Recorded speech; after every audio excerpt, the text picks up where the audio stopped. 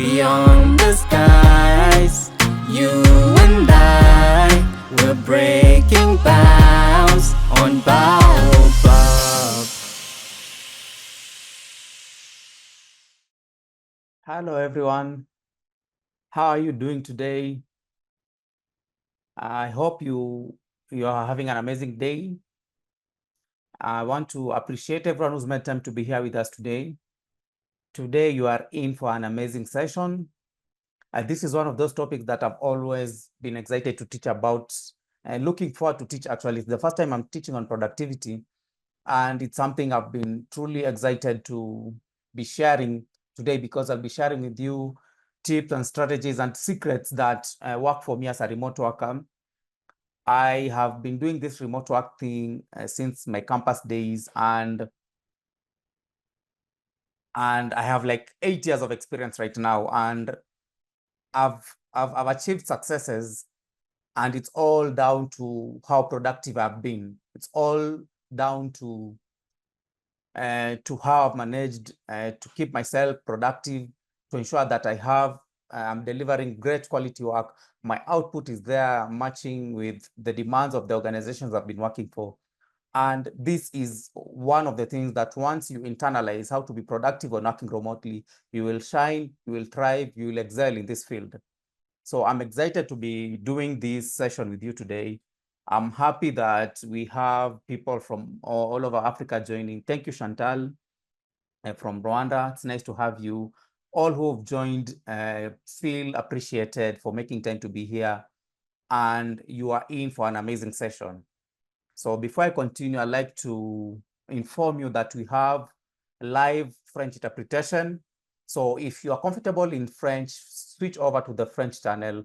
To do that, click on the globe icon from the status bar. So click more and then click interpretation. Click more, then click interpretation and choose French if you are comfortable in French. If you are comfortable in English, stay in the main channel and you'll enjoy and listen to this session in English. So without much further ado, I'd like to share my screen so that we can begin the session today.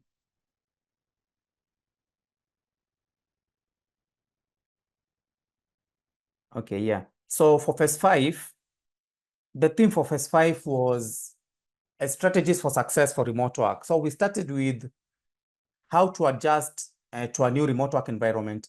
We went over and learned about effective communication in a virtual world. So there are certain things that I feel are the anchors for success in remote work. One is communication, which we've already covered. The other, which we covered in session 1, was how to adjust to a remote work setting. That adjustment period can be challenging for many people, and we covered that. And we also covered effective communication, which is very important and vital in a remote work setting. Today, we are going to cover 2 other things that are very important if you want to succeed in remote work, which is productivity and time management. So these throughout my time as a remote worker, I've learned how to keep myself productive. I have acquired skills for managing my time to ensure I'm able to keep delivering on my work and to ensure that I am well rested, to ensure that I have time for my personal stuff, to ensure that I'm not overworked. So it's quite important to learn productivity, you also learn time management. So as we go on through this session, I'll be sharing with you some prompts where I'll be asking you to give your opinions, to share your answers on certain topics. So let's keep it engaging. So during those moments, give your answers if you have one, and we will share it so that we can discuss it with everyone here. So my name is Melvin Muna. For those who are here for the first time, I have been running these remote work workshops. This is phase 5, and my name is Melvin. I've started a new organization. It's called the Kingdom Leadership Group, where we run mentorship sessions. We do consulting on remote work. We help organizations set up their remote operations. So this is what I'm transitioning to after working as a remote worker for 8 years now. So Kingdom Leadership Group has many aspects, and one of them is delivering mentorship programs like the one we're having today. And this is the 5th phase of our remote workshops with Baobab. So when we started this phase, I gave you guys 3 promises, and these promises stand to date. So I said I will show you how to succeed as a remote worker, and by covering these strategies, you will learn what it takes to succeed remotely. I'm also going to guide you. This promise still stands, from knowledge into action. You are receiving knowledge, but it's important that that knowledge, you move from the point of knowledge into action, so that these principles that we are sharing can work for you.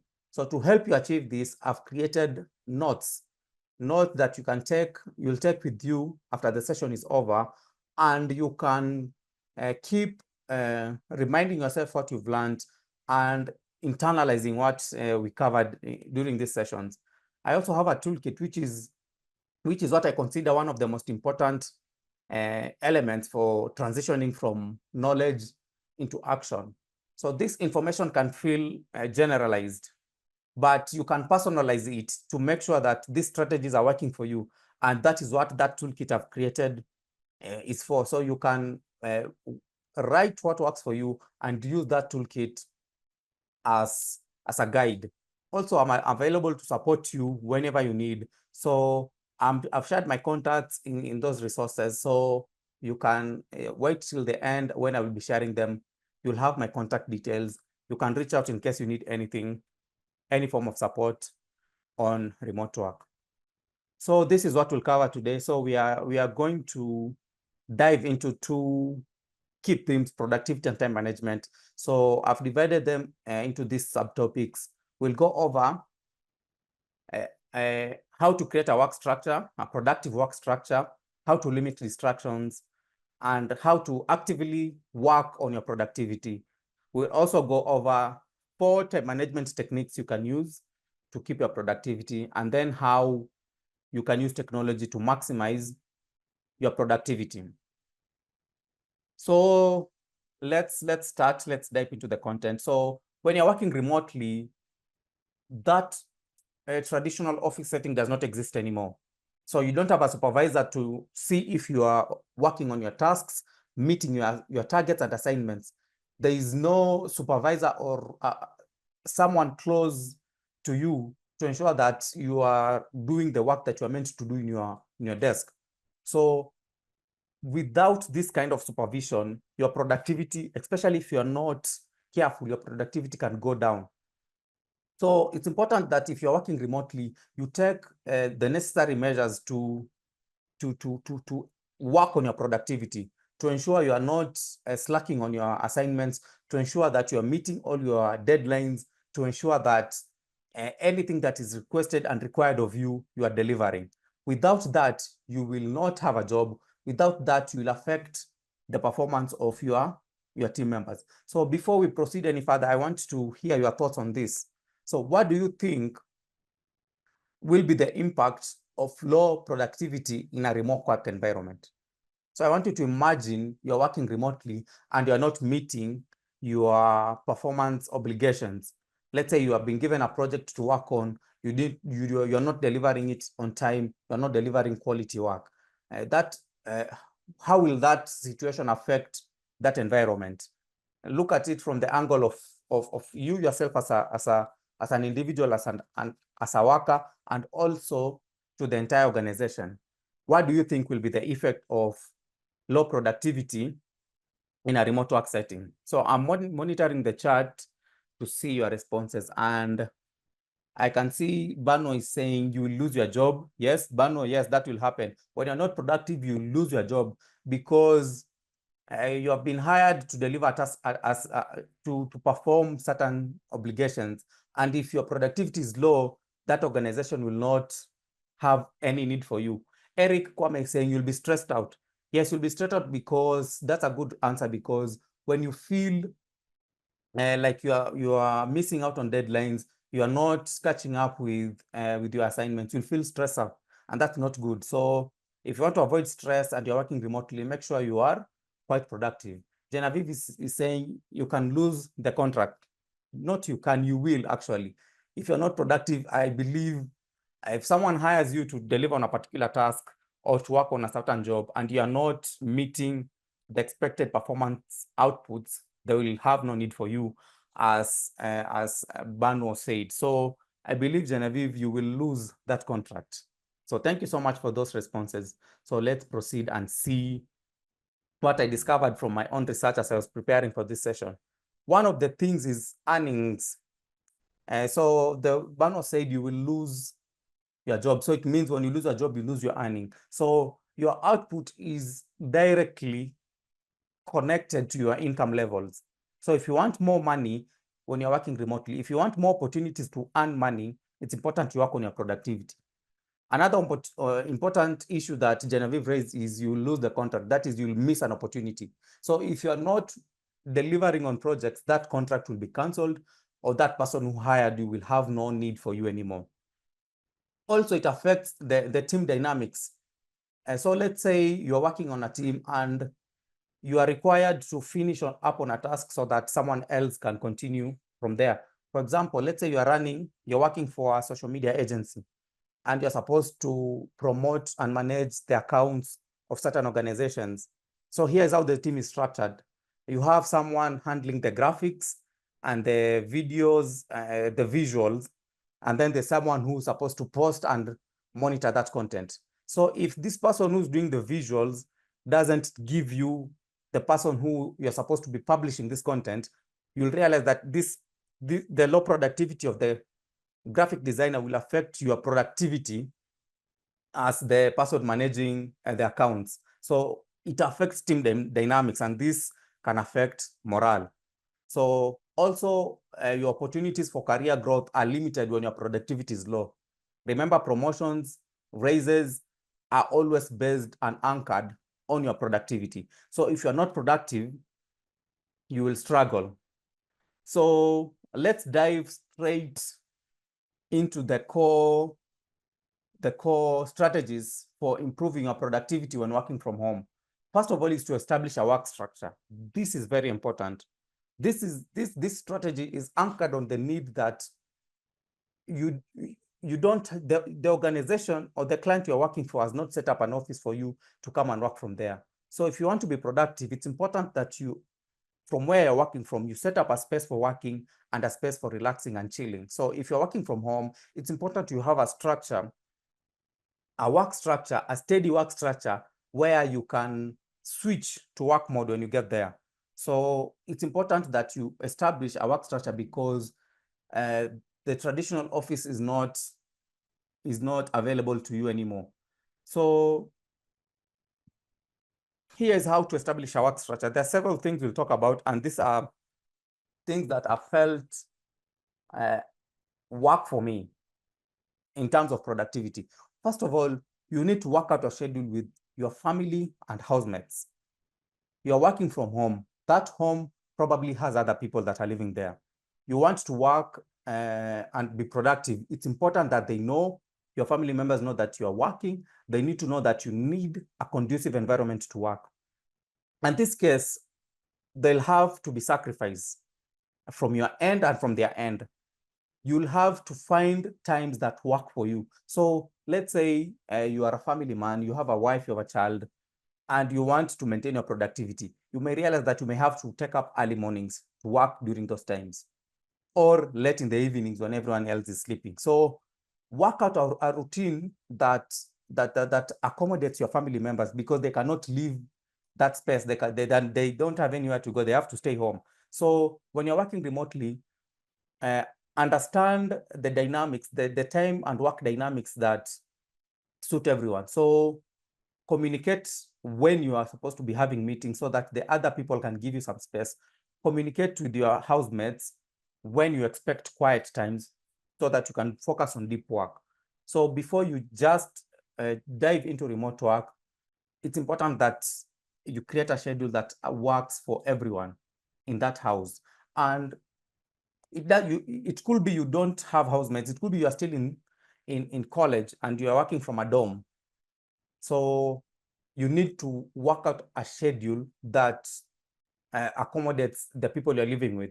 That's why it's important that you use that toolkit that I shared with you so that you can personalize your productivity journey, because what your situation is different from someone else. So assess your habitat, assess where you are living, and create a structure that works for everyone. And as you're doing that, it's important to set ground rules.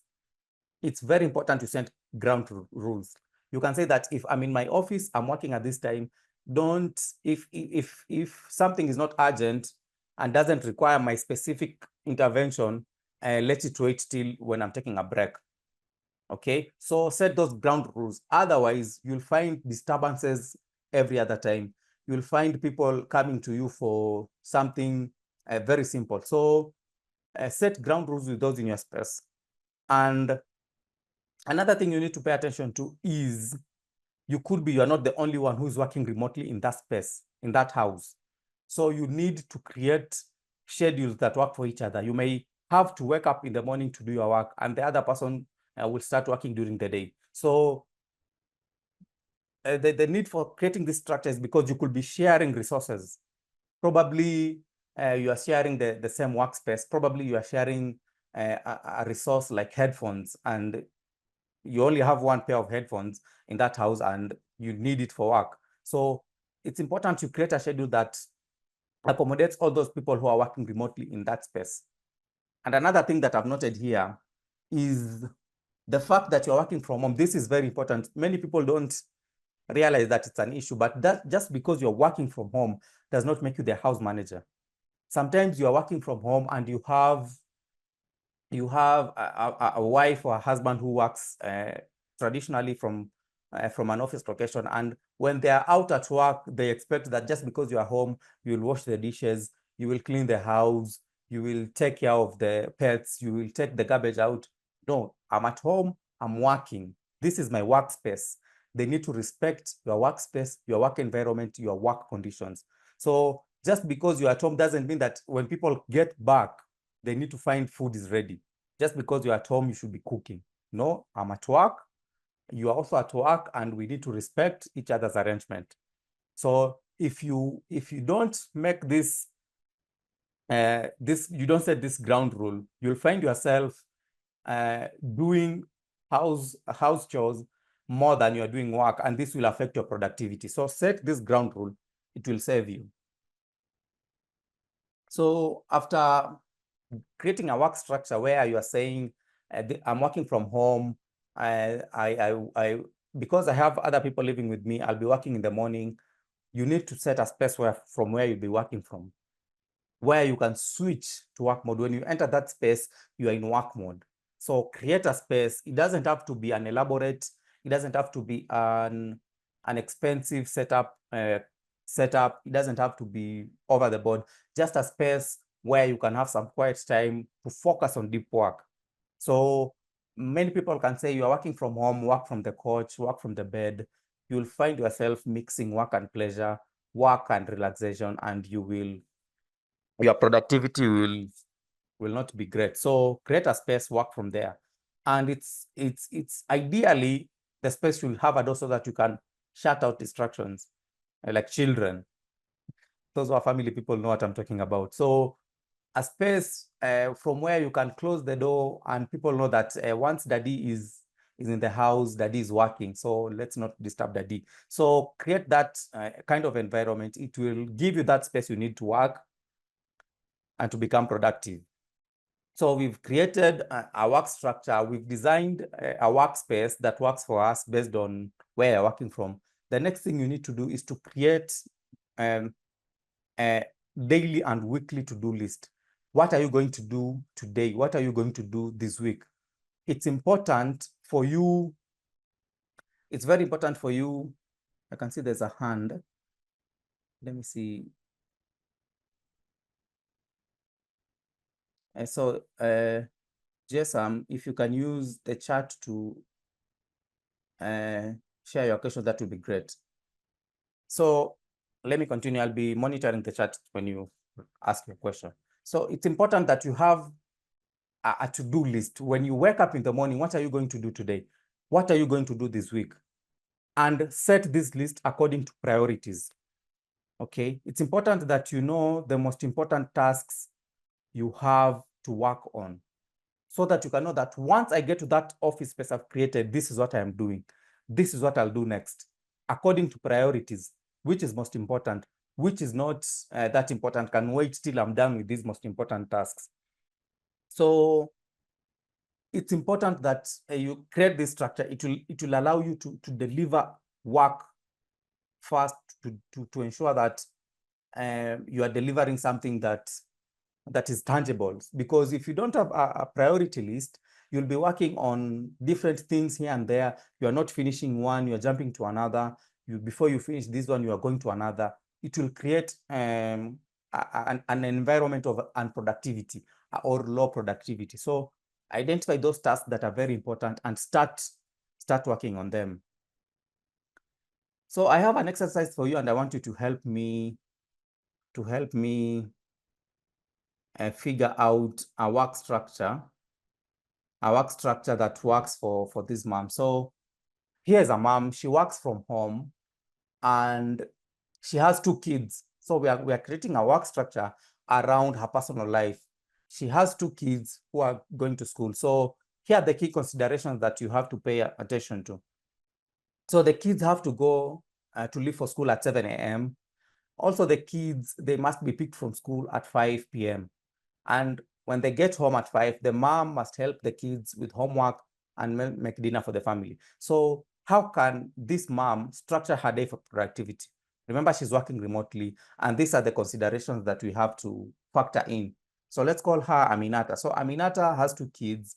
They go to work, they go to school at 7 a.m. They must be picked at 5, and they need their homework and dinner supported from 6 to 9 p.m. So what do you think is the best time for her to say work on her assignments? And let me see if you can structure a work environment for Aminata, a productive one. So I'll be monitoring the chat to see your responses, but let me just go back to what we covered. So the goal here is to create a schedule around that family and the personal life. So the kids need to go to school by 7 a.m. They need to be picked at 5. They need dinner by 9. So how can Aminata structure her work day to ensure she's productive? What time can you say she should wake up? What time should she do the most important tasks for the day? And what time should she focus on the kids? So use the chat to share your ideal work structure for Aminata.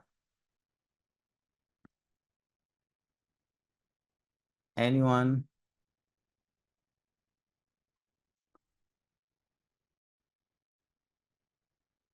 Okay, I can see we have a message here. So Chantal is saying, what about create a space for family that has small house? How can be possible for them to work home without mixing with leisure? So, okay, the family has a small house. So here is where you structure, you can say that you work when the family is asleep. Remember, when you're working remotely, you don't have to work during the day. You don't have to work when it's light up. When the lights, when it's morning. If you're living in a small space, if you're living, you really cannot separate yourself during the day to work at night. So when everyone has gone to work at 10, this is something that actually I've done. When everyone is going at 10 to sleep at 10, you start your work at 10, you work until 4 in the morning. Then when everyone is up, you're sleeping and taking a rest and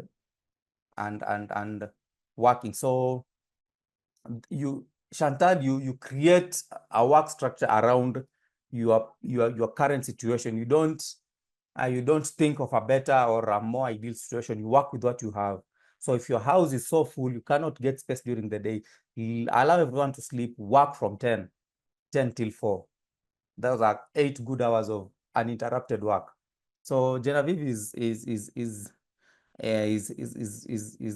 sharing some good feedback here on the chat, and I like what she's saying. So yeah, wake up at 5, She say Aminata will wake up at 5, prepare breakfast at 6:30. That's quite well. So she can wake up at 5:30, probably work on herself. Probably she needs to have a moment to pray, probably get clean, and then prepare the kids, prepare breakfast for the kids, and make sure they have left by 7. So after 7, Aminata can take breakfast. So once the kids leave, she can take breakfast from 7 to 7:30.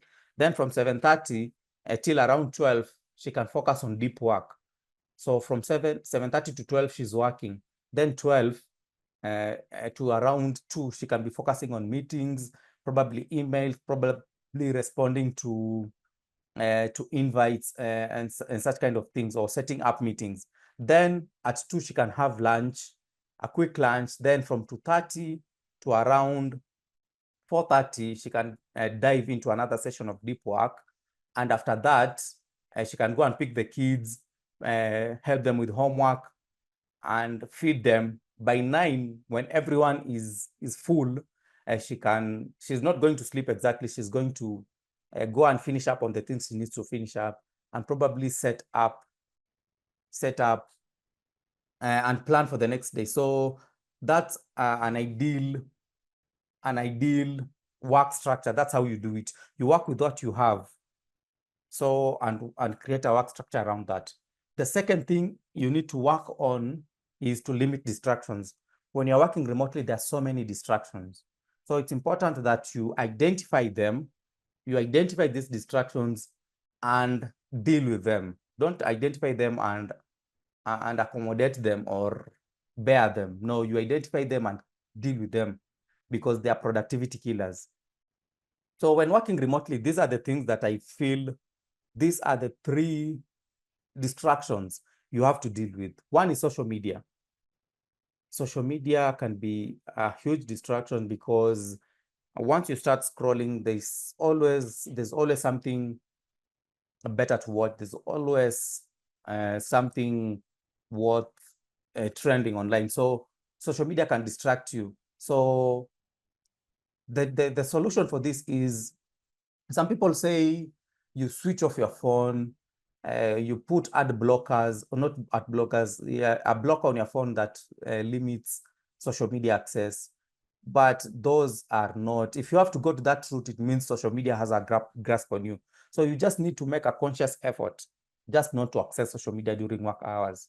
Just build that capacity to ensure that you can have your phone and you're not browsing. You can have your phone and you're not going to IG. So just build that mental capacity and you will see yourself doing well. Because if you say you're going to use blockers, they may even block important things like notifications from WhatsApp, which are work related, and you don't want that. Another distraction is family members. So family members, when you're at home, they want to be with you, they want to spend time with you, but sometimes you need to do some dedicated work. So you need to communicate boundaries, that if I'm working, I need space to work, and I'd appreciate if the family stood with me in this area. So family members can be quite a distraction. So communicate with them that I'll be working at this time, and if you feel this distraction is not going away, structure your day to ensure that you are working when they're sleeping.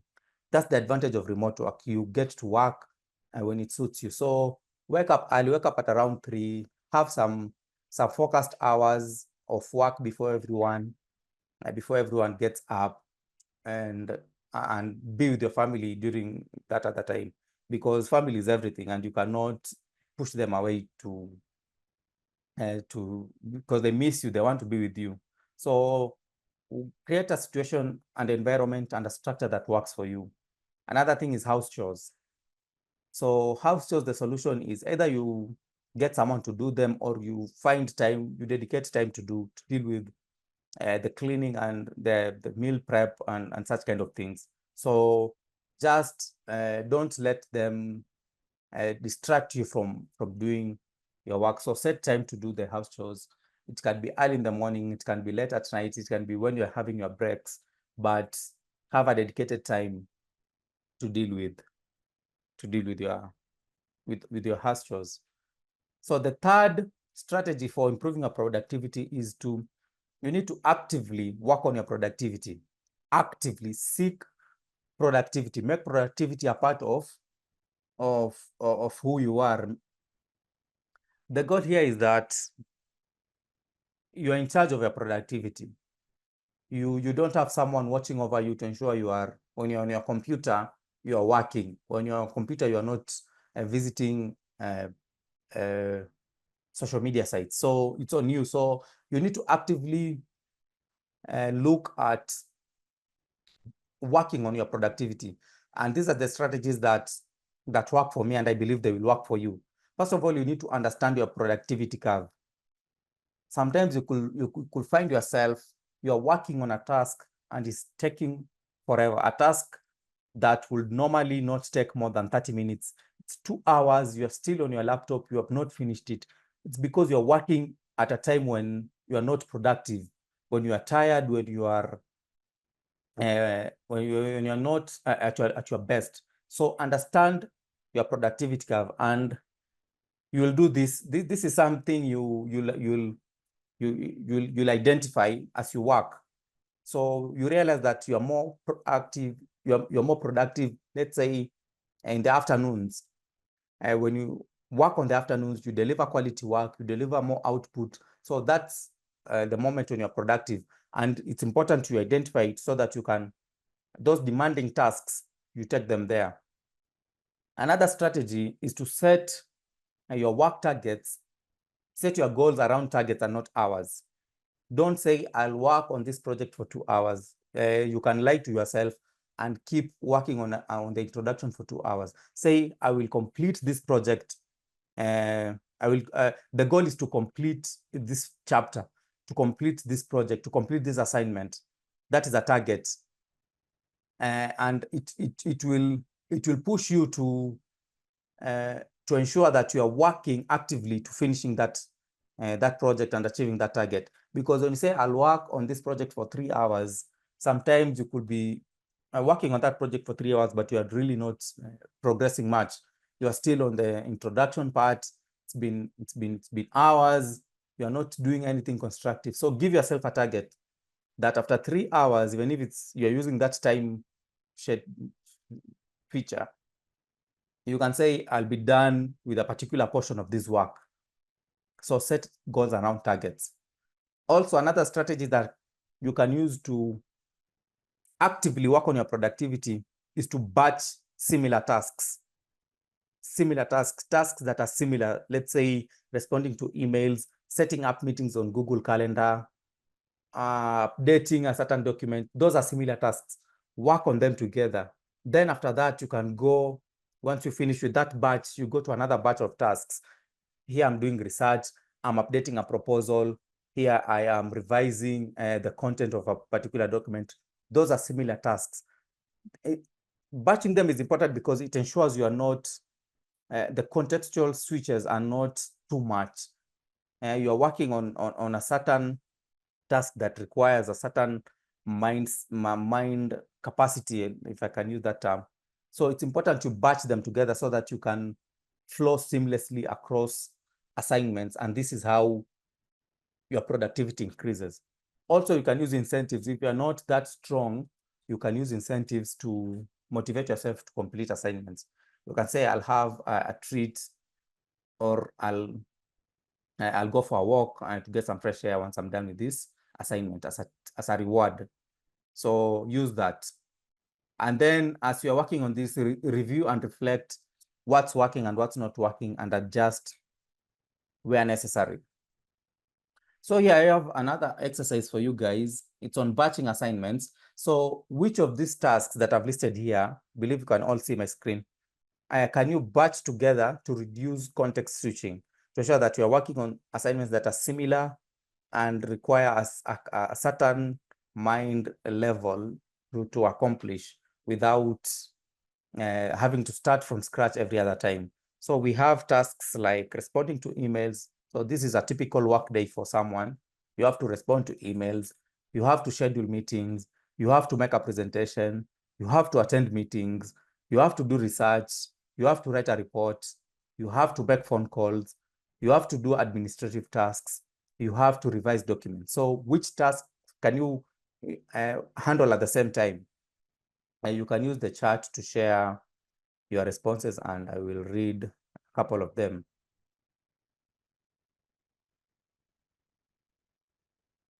Okay, anyone who has an idea of the kind of tasks we can batch together. So Bano is saying making phone calls and responding to emails. Yeah, you can do that. You can batch those similar tasks and finish them at the same time. You can also batch, let me see, administrative tasks and revising and reviewing and revising documents. Yeah, those are tasks that you can batch together. After you have done with administrative tasks, you can go and review and revise documents. Ruth is saying conducting research and writing reports here. As you're conducting research, you're collecting information rather than putting that information so that you can use it later. Use it immediately to write that report that you need to write on. So those are similar tasks that once you batch them, they reduce context switching and allow you to get work done quickly. So another thing that I want you to pay attention to for when it comes to remote work productivity is taking advantage of your flexibility. Chantal asked, the house is small, people are living in that space. How can I get work done? So I told her she could change her times, the times she works, and work probably early in the morning or late at night. But also you could leave that space and move to a different space where you can work from. So flexibility when it comes to remote work is one of the biggest draw.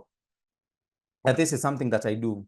Most of the times I have to travel from the capital to go and see my parents up country, and I travel by train, and it takes around 2 hours. And those are 2 hours that I cannot just waste watching, viewing the scenery. So I usually have my laptop with me and I'm working. So I'm taking my work with me.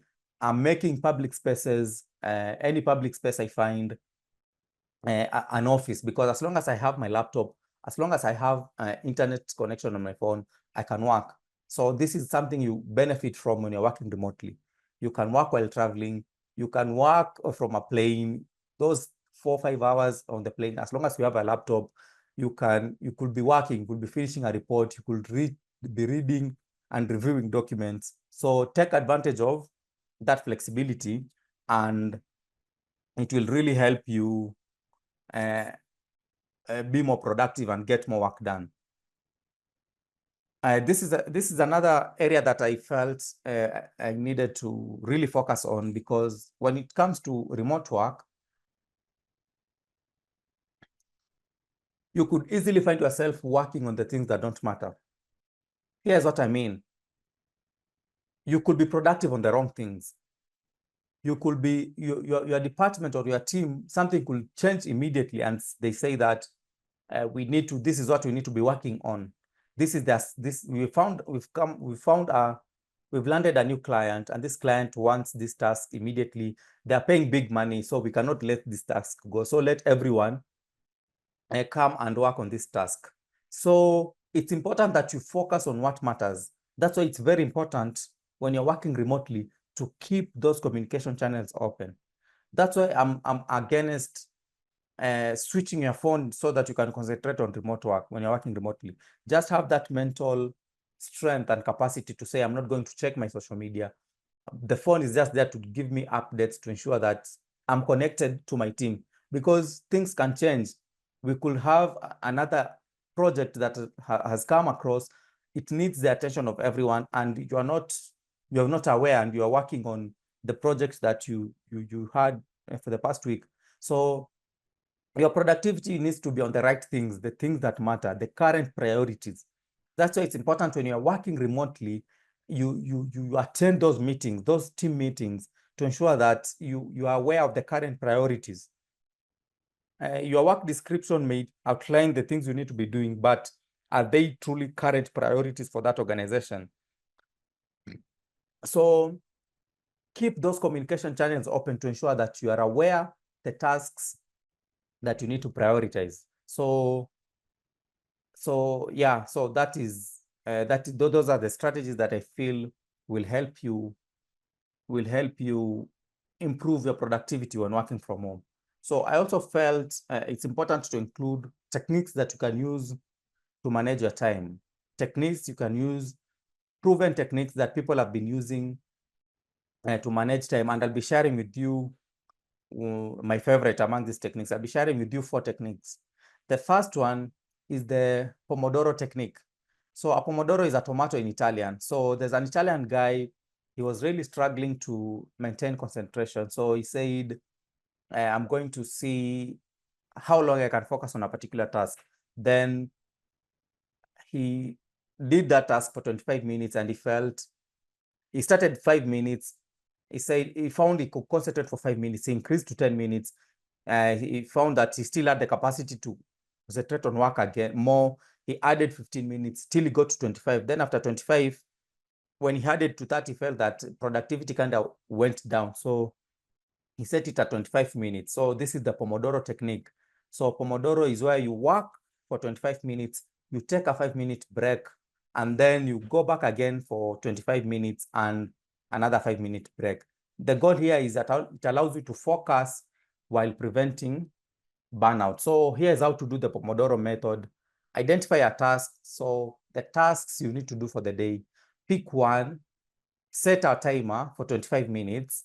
When you accomplish those 25 minutes, when you set that timer, start that work. When that timer goes, you take a break and then you come back. Then you set another Pomodoro for 25 minutes. So after every 4 of them, you take a 15 to 30-minute break. So this is how the Pomodoro technique works. So if this is something that works for you, you can choose it as a method for ensuring you're productive when working remotely.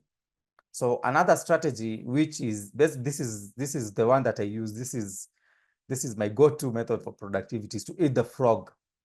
So eating the frog is a productivity method where you identify that important task for the day and complete it fast. Just identify that task, the demanding task, and the one that when you think about it so much, it's easily that you can say, I'll do it tomorrow. I don't feel like it today. So if there's a task that is making you to feel that way, that is your frog, and that is the one that you need to eat. So the eating the frog method is quite simple. So you identify your frog first among your tasks for the day. So this is the hardest, most important task for the day. After identifying the frog, you eat it. Eating the frog is doing that task until it's complete. Don't leave it halfway, and don't give you a chance to postpone it. So identify the frog, then eat it, then repeat it every day. You'll find that the next day you also identify the frog for that day and eat that frog. So when you do it repeatedly, it becomes a routine for you, a culture, and you'll find that your productivity goes high because those challenging tasks, you are handling them very early in the morning when you're fresh. So that is the second productivity method, called eat the frog. The third method is called time blocking. So this is a time management method where you divide your day into blocks of time. Okay, so you can say that I'm blocking the first 3 hours in the morning for a certain task. I'm blocking the next hour for meetings. I'm blocking the next 2 hours for assignments. I'm blocking the next 30 minutes for lunch. I'm blocking the the final 2 hours for the day for finalizing a project. So that's time blocking. And when you identify a block, you do that task, you do a particular task, just one, during that block. So if you can see my screen, most people do like you can see on my screen on the left diagram. Most people they pick a task, they do a portion of it, they pick another one, they do a portion of it, they don't finish it completely, they pick another one, just do a small bit of it, and they look so busy. By the time the day ends, they're so busy, but they have nothing to show for it. nothing to deliver because you're doing a portion of a task, you are not completing it, you are not making significant progress, and you look busy, but your output is low, your productivity is low. Remember, the goal is not to look busy, the goal is to be productive. An assignment, have you delivered it? That's what you are after. So this is how you want to block your day, as you can see in the right diagram. So you create a block for a particular task, you set another block for another task, another block for another task, and during that block, you concentrate on only one task. So here is how to block to use the time blocking method. So when you start the day, you identify your tasks and then create work blocks. You can say for the first 3 hours, these are the tasks I'm working on. The next 2 hours, I'll work on this task. And then make sure you're balancing. You're not just including work related duties in your day. Have time for breaks, for lunch, and for leisure activities. And if that schedule works for you, stick to it. Stick to it and review constantly to ensure you are making the right adjustments. Okay, so here is the fourth productivity method, and it's called the Eisenhower matrix. So Eisenhower was a president for the United States, the 34th president of the United States, and he was a master of productivity. So this matrix prioritizes tasks based on urgency, and importance. So to know that you are working on tasks that are urgent and important, to know the tasks you're working on the right tasks. So this matrix looks like this. It's a 2x2 matrix, and you list it's grouped like this: important, not important, urgent, and not urgent. So when you create this matrix, you start filling out assignments in this matrix. So the first quadrant is urgent and important. These are tasks that you need to do right away.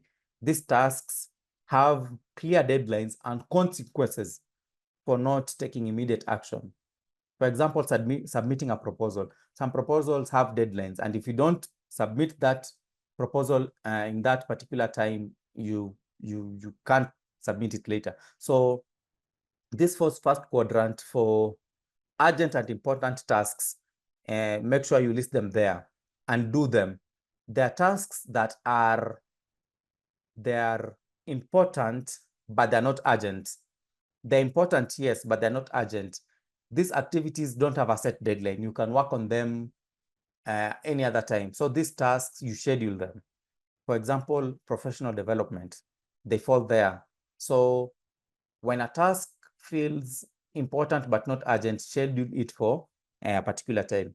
There are others that you need to delegate. These tasks are urgent, but they are not important.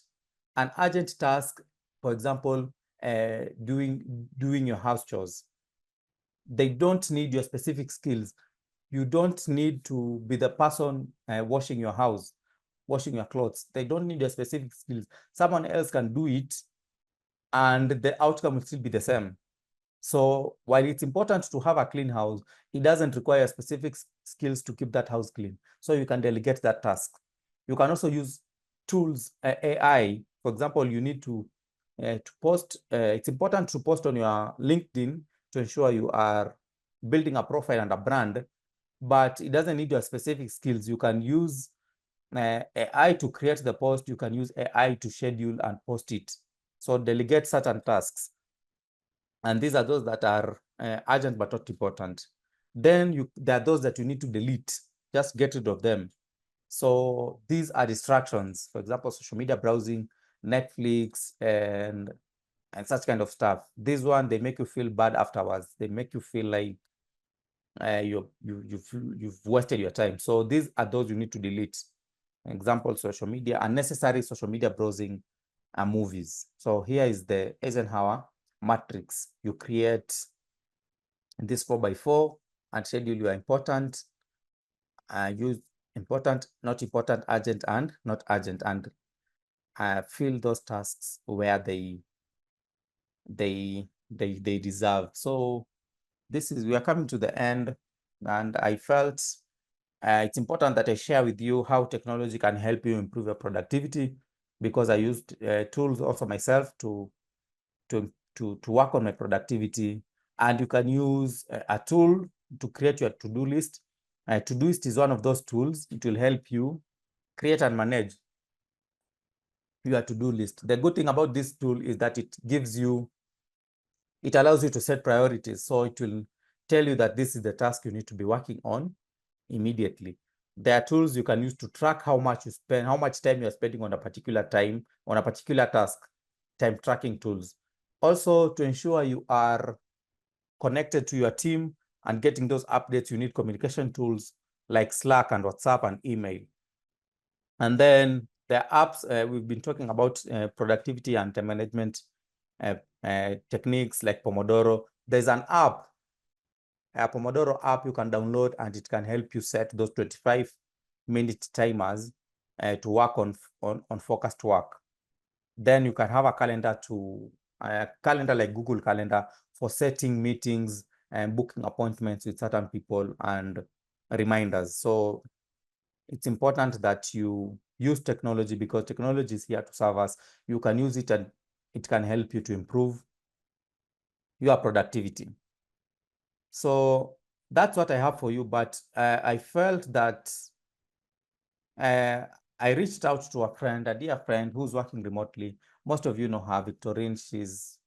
You've seen her on Baobab, on IG. So I asked her, because she works remotely, what strategies work for her. And this is what she shared. So on designing a work structure, she has dedicated hours for deep work. She also has a dedicated office, and she sets her time to ensure she manages her time to ensure she's not working weekends. She also informs family members of her work dynamics to ensure they're supportive of her work arrangements. And she has a routine, early mornings for self-care and the rest of the day for work. So early morning, she does her self-care and her house chores to ensure they are not eating her mind during the day. Also, I asked her how she manages to keep distractions at bay, like social media. She says to ensure, because when you're working on the phone, those notifications are many. She doesn't work on the phone. She works from her laptop.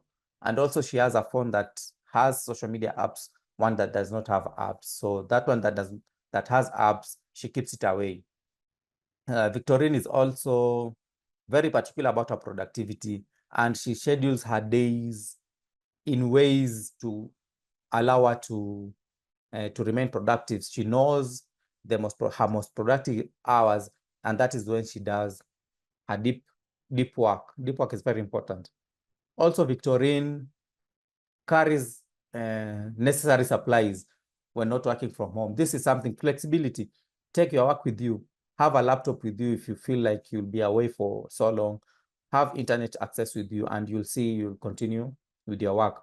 Also, when she's traveling outside the country, she seeks hotels and Airbnbs with Wi-Fi to ensure she's able to continue working. So these are some of the strategies Victorine uses to stay productive and to ensure she's meeting her work goals. Also, she also ensures that she's communicating with her team to ensure she knows what task to work on. Staying updated with the current priorities to ensure she's not left behind, to ensure that the tasks she's working on are important for the team. So I asked her the advice she'll give to any person looking to work remotely.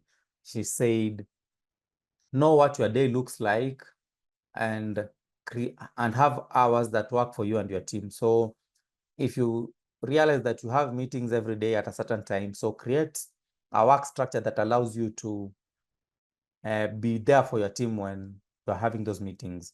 Also, she advises you to have calendar notifications so that you can get those reminders.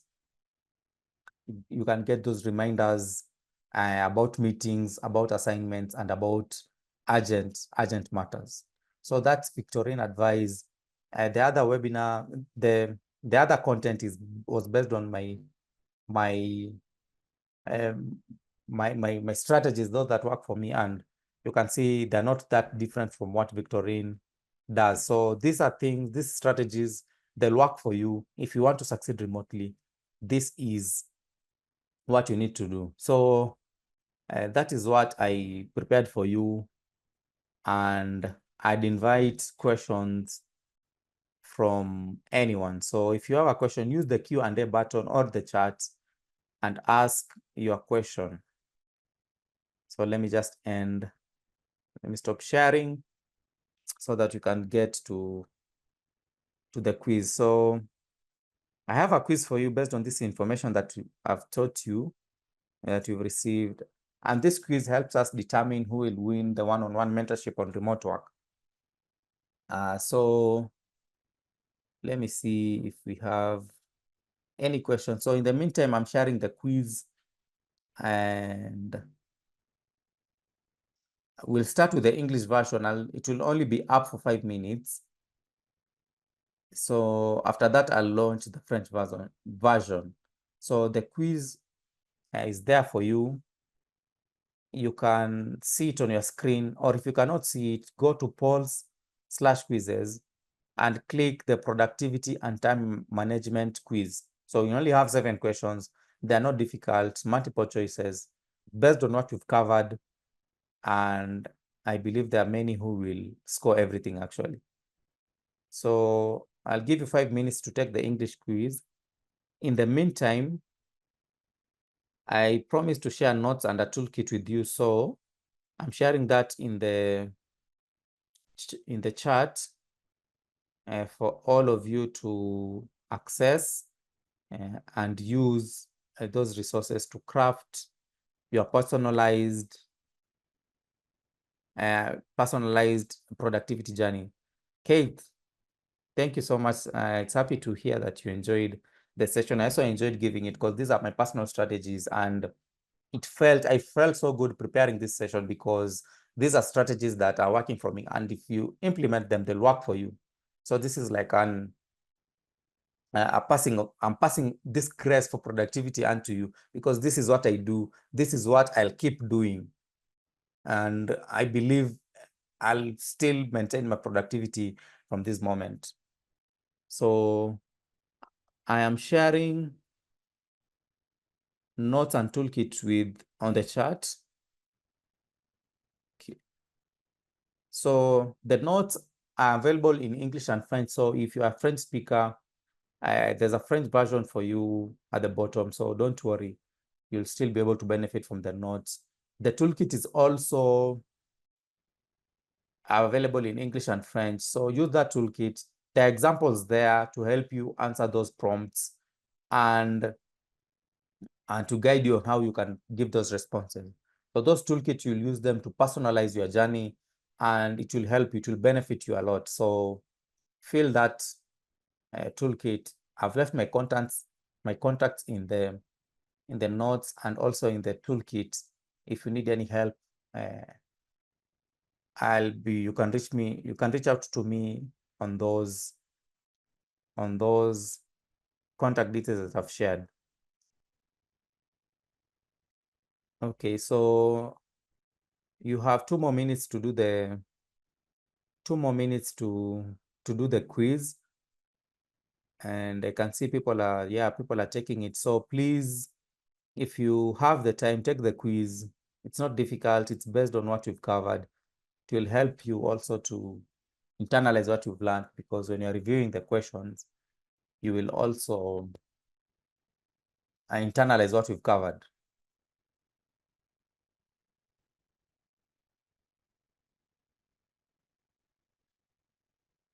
Also, Kevin will be sharing the survey, so be on the lookout.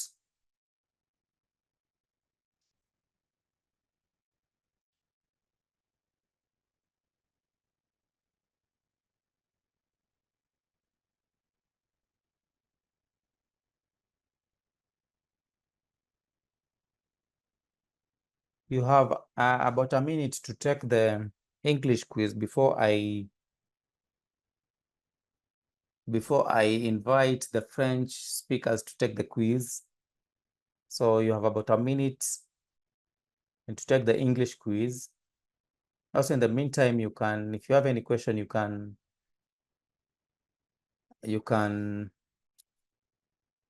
use the chat, you can use the Q&A, and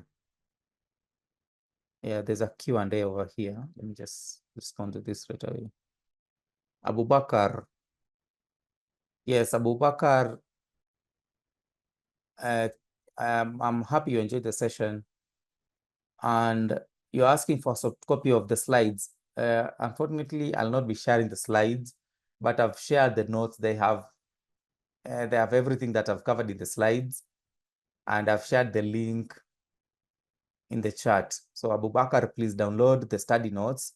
The study notes are, it's basically what we cover today in more detail. So the English quiz is, I'll end the English quiz.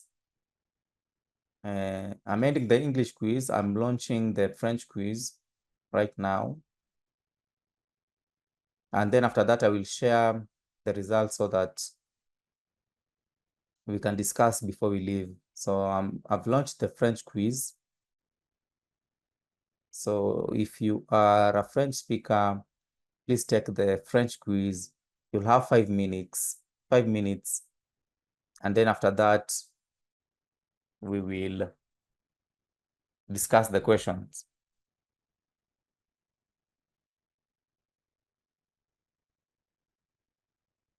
Thank you, Burakomi. I'm glad you've received the notes. Those notes they give more context, they give more perspective, because a presentation can be short. Regis, I'm glad you enjoyed the presentation, Regis, and I enjoyed delivering it. So I'd also like to tell you that there's a session 4. Session 4 is coming in 3 weeks' time, and session 4 will be covering leading remote teams. So if you excel as a remote worker, you prove your productivity and you grow and you thrive, you'll be put in a place where you will be leading other people. So I'll be sharing with you strategies for leading remote teams. You don't want to miss that session. That is the session that you need to come prepared to receive, because those are strategies that you will use, not just now, you'll use in the future. You'll use those. I'll be sharing with you leadership strategies for remote work. And it's not going to be entirely my insights. I'll be reaching out to people who've led and managed remote teams, and they'll be sharing strategies that work for them and strategies that can work with you, because I believe you will get there. I have a belief that you will get to places where you'll be leading a remote team. So you need those strategies. And after that, I'll give you a guide that you can take with you to ensure that when the time comes, you will be effectively ready to lead. So be on the lookout for that advert so that you can register, and you will join us. So Abubakar is saying material links to the materials. Yes. So let me just share that again. So in the meantime, there's a link with the survey. So the purpose of the survey is to hear your thoughts and your insights about these sessions. So if you have, I'd really appreciate if all of you will fill that survey. Share what has worked for you. Share what you want us to do better. Share the kind of content you want us to create. And I can assure you that we will put that in mind. The purpose here is to create content that works for you. The purpose is to take you to another level, to build you, and to help you develop. So that survey helps us collect information that's about your thoughts, about your feedbacks, about your suggestions. So please use it. It will help us a lot. I can see no one is taking the French quiz, so I'll just give it a few more seconds, then we'll discuss the results.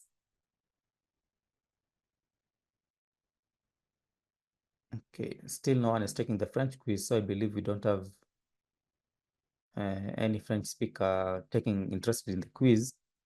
So let's go over the results.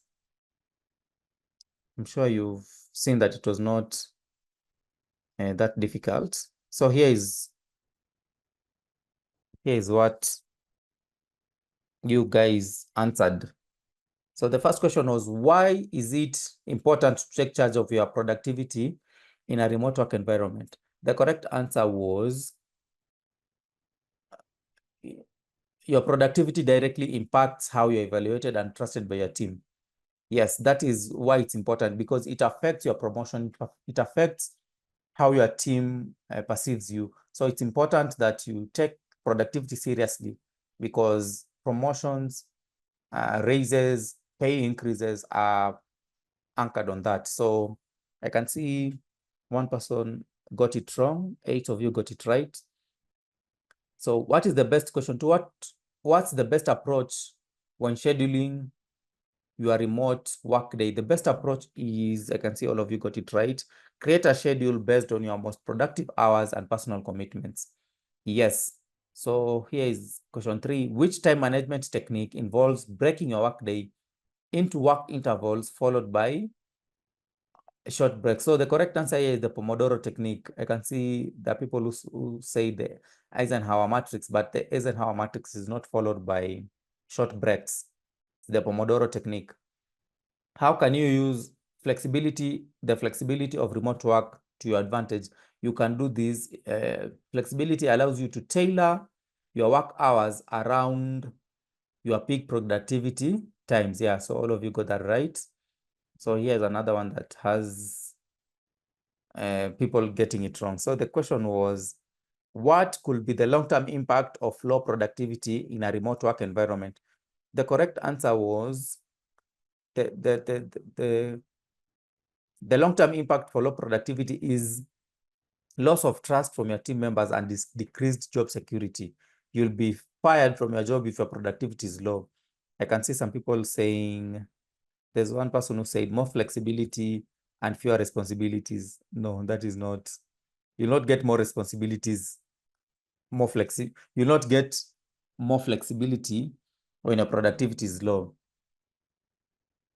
So question 6 was, if a remote worker is consistently busy but not delivering the results aligned with the company's priorities, what should they focus on improving? They should focus on keeping the communication channels open to ensure their tasks align with team goals. We talked about focusing on what matters, and the goal is to ensure that your communication channels are open so that you can hear and learn what the priorities for your organizations are. Question 7 was, which of the following strategy is most effective for structuring your workday in a remote environment? So the correct answer was creating a to-do list with clear priorities and scheduling tasks based on productivity peaks. Yeah. So there's someone who said working on all tasks simultaneously and avoiding delays. No, that's not how you do it. You create a to-do list, prioritize your assignments, and work on them when you're most productive. So that is the quiz. I can see people did well. So we are compiling the results. I know sometimes people are asking, why are you not sharing immediately? Because it's challenging to share it right now, because it will have to find your email, send the results to you. But we have your results. We are using it to determine who has won the one-on-one mentorship, and we'll be announcing the winner during session 4. So session 4 come, you'll know if you've won, and I'll be working with you to help you build your capacity to excel remotely. So that's my time. I've enjoyed giving this webinar. I've enjoyed your questions, your participations, and I thank all of you for joining. May you have a lovely day, a blessed day, and may God bless all of you. So you can leave right now if you don't have any other question. Bye-bye. Beyond the skies, you and I, we're breaking